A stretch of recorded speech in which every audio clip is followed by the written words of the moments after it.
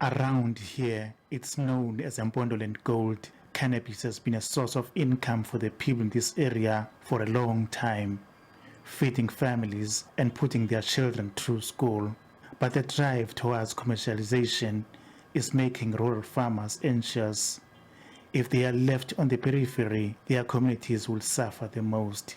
It's very interesting that government is showing more interest in cannabis, but I can tell you now, I am no longer going to benefit from what government is proposing.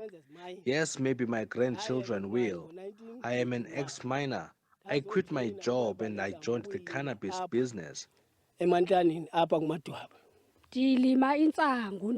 a cannabis farmer. I was raised up by cannabis income. My parents were poor, and I also decided to follow their footsteps because there's no other way of living. I was trading cannabis in Cape Town. I was once arrested on my way to Cape Town.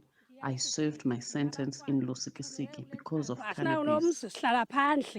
President Ramaphosa said in his address, the cannabis plan includes reprioritization of departmental budgets and support for the traditional black farmers. The police will also be aligned with the regulatory reforms. Organized cannabis advocacy groups also demand an inclusive approach.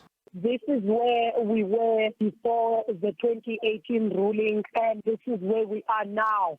Since then, there has not been much action that we can be. It would be more meaningful if the people who are traditional farmers would be involved in those processes because they know the industry better than anybody.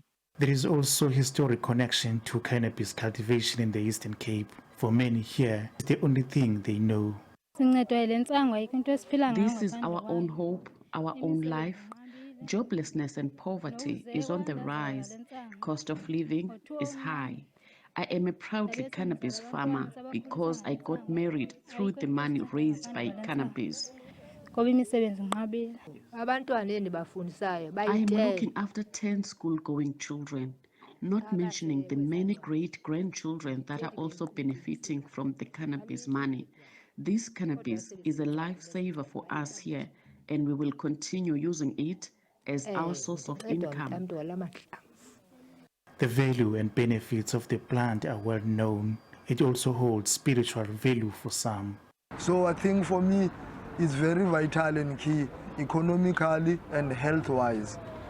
But now what we need to check as poor people, where are we going to match with government or rich people? Because when you check now, it's free because there were certain highly people who pushed the matter to be free.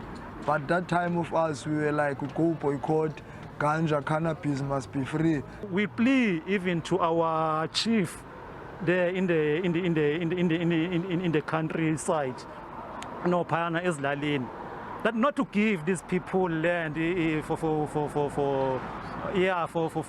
their own investment, because what they are investing is for themselves.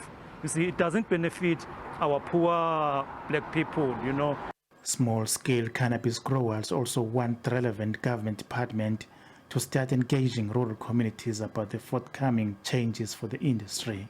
Kululeko Nyembezi, SABC News, Mpondoland.